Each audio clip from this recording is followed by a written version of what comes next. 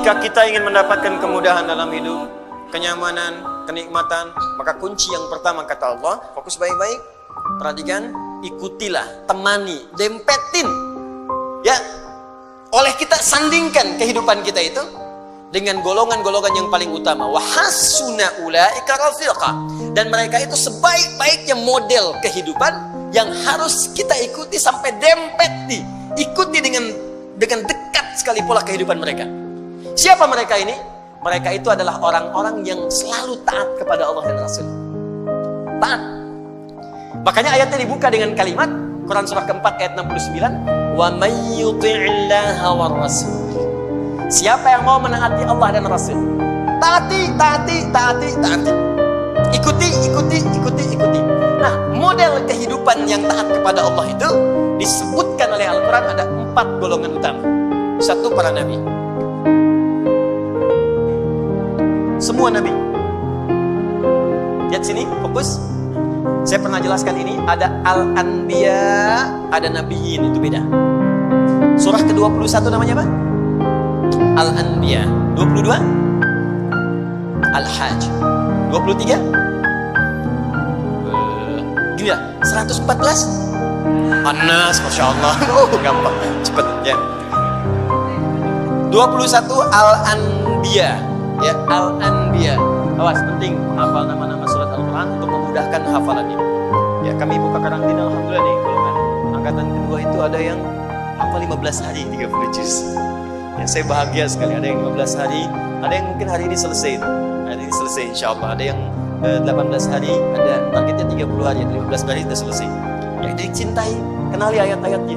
Ya, bahkan sekarang orang-orang saja melamar sudah syaratnya Al-Quran tuh. Ya, kamu namanya siapa? Masya Allah, saya Anas Pak. Baca surat An-Nas, baca bagus. Ada siapa yang kedua? Saya Torik Pak. Baca surat At-Torik, baca bagus.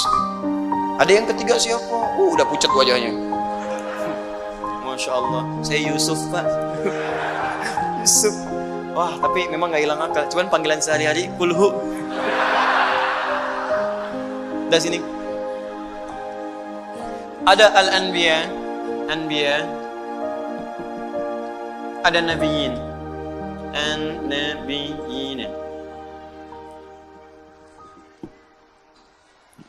Kalau Anbiya, beberapa nabi. Karena itu di surah Al-Anbiya tidak dikisahkan semua nabi. Tapi kalau Nabiyin itu seluruh nabi. Dari Nabi Adam alaihissalam sampai Nabi Muhammad sallallahu alaihi wasallam. Jadi Allah akan memberikan pesan kepada kita, kalau hidup kita ingin tenang, ingin nyaman, ingin nikmat di rumah tangga, di pekerjaan, di kehidupan sosial, ikuti pola hidup para nabi. Makanya saat Anda sakit, ada contoh Nabi Ayub yang pernah sakit. Oh, fokus. Ada yang pernah sakit. Ya Allah, saya sakit kepala, sakit di kaki, sakit di tangan, ya, sakit di kantong, ya, sakit macam-macam. Nah, begitu terkena penyakit fisik, Allah turunkan pola kehidupan Nabi yang pernah sakit. Ada yang ringan-ringan, seperti Nabi Ibrahim sakit. Bagaimana menikmati penyakit itu? Ini yang paling indah. Sakit tapi menikmatinya gitu. Kan kebanyakan orang sakit itu menghadirkan keluhan kan? Makanya dokter bertanya ketika pasien datang, keluhannya apa Pak? Keluhannya apa Bu? Tidak ada orang sakit mengeluh. Tapi kalau Anda paham rumus ini, sakit tapi menikmati sakitnya. Pernah nggak ada orang ke rumah sakit? Keluhannya apa? Oh, nggak ada, nikmat semuanya. Terus ngapain Bapak kesini? Cuma buat kasih tahu aja. Orang semua sakit itu ditanya keluhan, yang ini tidak menikmati sakitnya. Nabi Ibrahim sakit. Ketika sakit, Quran surah ke-26 ayat 80. Wa idza maridtu fahuwa yashfin. Kalau saya sakit, pasti Allah sembuhkan. Gak ada keluhan. Allah, Engkau yang memberi saya makan, Engkau yang memberi saya minuman, Engkau yang menghidupkan saya, Engkau yang mewafatkan saya. Seperti Engkau menyehatkan saya dengan makanan dan minuman, saya sakit pun pasti Engkau sembuhkan. Gak ada keluhan yang keluhan. Yang dahsyat Nabi Ayub, ketika Anda berkata itu kan penyakit biasa Ustaz, tapi saya ini kena jantung, tapi kan masih hidup Bu. Kematian itu tidak ada hubungan dengan jantung. Kematian itu dengan ajal. Ada orang nggak sakit jantung pun kalau sudah tiba waktunya meninggal juga. Gitu. Tapi kan ginjal saya tidak berfungsi, tapi kan mata ibu berfungsi. Ya. Tapi kan telinga bapak berfungsi. Lisan kita berfungsi. Maka ketika ada orang mengeluhkan penyakitnya, Allah turunkan penyakit yang paling dahsyat yang pernah dialami oleh seorang nabi, yang tidak pernah dirasakan oleh orang sebelumnya dan tidak akan pernah dialami oleh orang setelahnya. Supaya nggak ada yang mengeluh lagi. Ketika mengeluh, Allah kemudian balikan. Ini aja nabi saya uji, dia nggak mengeluh. Kamu bukan nabi, kenapa mengeluh? Tapi kan dia nabi, ya Allah. Diturunkan ayatnya. Kalau ada orang yang bukan nabi pun mengikuti amalannya, maka saya akan berikan kenikmatan yang sama seperti dia mengalaminya. Maka turunlah Quran surah ke-21 ayat 83 sampai 84 itu. Wa ayyuba idz nada rabbahu anni massani yadurru wa anta arhamur rahimin. Kata Allah, "Hei, saya akan buka kisah Ayyub alaihissalam supaya kalian belajar." Ketika ia mulai bermohon kepada Allah, saat sakitnya mulai mengganggu dia untuk ibadah. Di saat sakitnya itu biasa, beliau nikmati aja. Nikmati, sholat ya sholat, ibadah ya ibadah, gak ada keluhan. Istrinya bertanya, "Papa, kenapa gak minta kepada Allah sembuhkan?" Kata suaminya, "Berapa lama kita sehat dan senang? 20 tahun. Berapa lama kita diuji dengan sakit dan begini? 7 tahun. Nanti aja, kalau sudah sakitnya sama dengan sehat 20 tahun, baru saya minta kepada Allah." Saya malu dikasih sehat 20 tahun, saya senang. Kenapa ketika dikasih sakit untuk ibadah selama baru 7 tahun sudah mengeluh? Bukankah semuanya datang dari Allah untuk kita beribadah kepada Allah? Dikasih kaya 20 tahun, kita senang. Diuji dengan fakir baru 7 tahun sudah mengeluh. Saya malu. Nanti aja kalau ujiannya sudah serupa. Jadi bagi Nabi Ayyub gak ada bedanya. Harta ada, gak ada harta, tetap ketaatan kepada Allah meningkat. Sakit dan sehat gak ada bedanya bagi beliau. Sehat ujian untuk beramal sempurna, sakit untuk banyak istighfar. Bukankah ketika sakit ada peluang dosa kita diampuni? Dikala cara berpikir kita seperti Ayyub alaihissalam, diajarkan ini zikirnya. Apa jawabannya? Fastajabna fakashafna ma bihi min dhurrin wa atainahu ahlahu wa mithlahum ma'hum rahmatan min indina. Belum selesai sampai sini. Wa dzikra lil 'abidin. Ketika Nabi Ayyub alaihissalam bersabar dengan penyakitnya, beliau menikmatinya, dan ketika mulai mengganggu penyakitnya untuk ibadah, baru bermohon kepada Allah, "Ya Allah, penyakit ini sudah menghambat saya untuk ibadah." Jadi minta sembuh itu bukan sekedar minta sehat, supaya ibadahnya nggak keganggu. Di ketika sakit biasa saja, ketika ibadah terganggu baru minta sembuh. Tuh, "Ya Allah, kaki saya sakit." Jangankan kamu, banyak yang sakit kaki.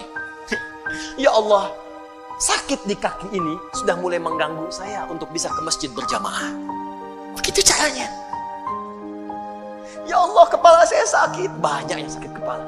"Ya Allah, penyakit di kepala ini sudah mulai mengganggu saya untuk khusyuk berzikir kepadamu." Gitu caranya. Jadi begitu Anda menikmati itu untuk kepentingan ibadah, ditutup dengan kalimat wa dzikra lil 'abidin. Ini aku ingatkan untuk hamba-hambaku yang lain selain Ayyub.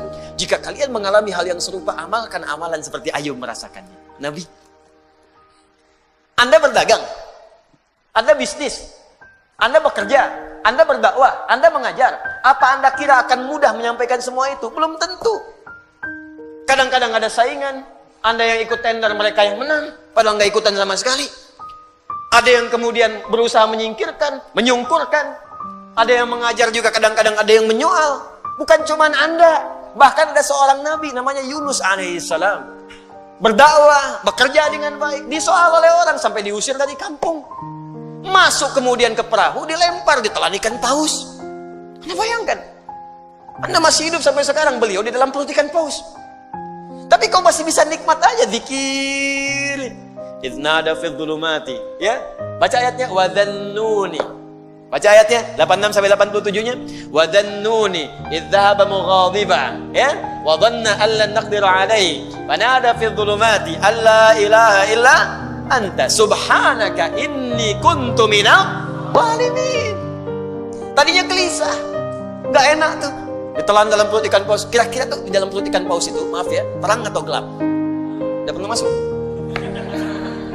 Hah? Pengap atau nyaman? Ya, kita kebayang aja pasti pengap, sempit pengap. Dalam perut ikan yang sangat besar itu, sempit pengap. Tapi masih bisa berzikir kepada Allah. alla ilaha illa anta subhanaka inni kuntu minadh dhalimin, alla ilaha illa anta subhanaka inni kuntu minadh dhalimin, la ilaha illa anta subhanaka inni kuntu minadh dhalimin. Allahu akbar. Apa jawabannya? Fastajabna lah. Ya, wa najjaynahu minal gham. Perhatikan jawabannya. Tadi Nabi Yunus alaihissalam masuk ke dalam perut ikan paus. Tapi ketika dijawab doanya, jawabannya bukan mengeluarkan beliau dari perut ikan paus. Ya. Kalau mau konsisten, fastajabna lahu wa najjaynahu minal hut. Kami jawab doanya, kami bebaskan dia dari perut ikan itu, kami keluarkan. Tapi yang terjadi adalah kalimatnya indah. Fanajjaynahu minal ghammi. Gham. Apa itu gham? Gham itu awan gelap yang menaungi. Gelap. Tiba-tiba gelap. Bahasa Spanyolnya puek. Udah siang, masih siang, udah gelap. Gelap. Fokus. Jadi ada ghamam, ada gham itu beda. Kalau ghamam itu awan teduh yang menaungi. Ghamam. Al-Baqarah ayat 57. Wa dhallalna 'alaikumul ghamama wa anzalna 'alaikumul manna wassalwa. Paling kiri sebelah bawah. Ayo mana Qurannya? Di ada ghamam, ada gham. Kalau gham itu awan gelap yang menaungi. Maksudnya ini bahasanya tinggi, bukan awannya. Tapi suasana gelap yang mencekam. Kadang kalau orang sedang ngelihat awan gelap, siang-siang gelap, perasaannya bagaimana? Gak enak ya? Gak enak, jalan gak enak, perasaan gak enak. Yang dimaksudkan di sini bahasa kiasan. Ada orang yang mengalami situasi yang gelap, bikin sesak. Seperti Nabi Yunus berada di perut ikan paus. Suasana gelap, bikin sesak. Mungkin tidak harus masuk ke perut ikan. Anda ikut pekerjaan, tiba-tiba dijahili oleh orang. Anda yang difitnah, bukan gak gelap? Pulang-pulang siang tapi sudah longlai. Nyampe rumah gak ada senyum. Anda yang ikut ujian, begitu mau wisuda, ada nilai yang hilang belum sampai, tiba-tiba gelap. Anda yang sudah mau lamaran, besok mau nikah, tiba-tiba pasangan berubah keputusan. Gelap. Seketika akan gelap, ya Allah. Padahal situasi siang. Ya Allah, aku seperti tersambar halilintar. Padahal halilintar gak ada. Ya. Makanya kalimat Qur'annya indah. Allah tidak mengatakan perut ikan pausnya. Allah ingin mengatakan akan ada orang-orang hamba-Ku, mungkin selain Yunus, yang mengalami situasi serupa dengan Yunus. Pekat, gelap, capek, lemah, ya Allah. Walaupun tidak harus masuk ke perut ikan. Karena pekerjaan, karena di rumah tangga, karena di kampus, karena di kehidupan. Tapi Anda amalkan seperti Yunus, dalam suasana di perut ikan pun masih nikmat. La ilaha illa anta subhanaka inni kuntu minadh dhalimin. Perhatikan, begitu Anda mengamalkan zikir yang sama dan menikmatinya, wa kadzalika nunjil mu'minin. Belum selesai. Fanajjaynahu minal gham, kami selamatkan Yunus alaihissalam dari gham, perut ikan. Wa kadzalika nunjil mu'minin. Kalau ada orang-orang beriman setelahnya mengalami situasi yang serupa, bahkan masuk ke perut ikan pun dia berpikir, saya selamatkan kau. Atau bukan perut ikan, perut rentenir, kredit yang belum lunas, riba yang belum tuntas, lilitan utang, ya, kehidupan rumah tangga, masalah sosial, minta la ilaha illa anta subhanaka inni kuntu minadh dhalimin. Uang belanja belum kunjung datang, la ilaha illa anta subhanaka inni kuntu minadh dhalimin.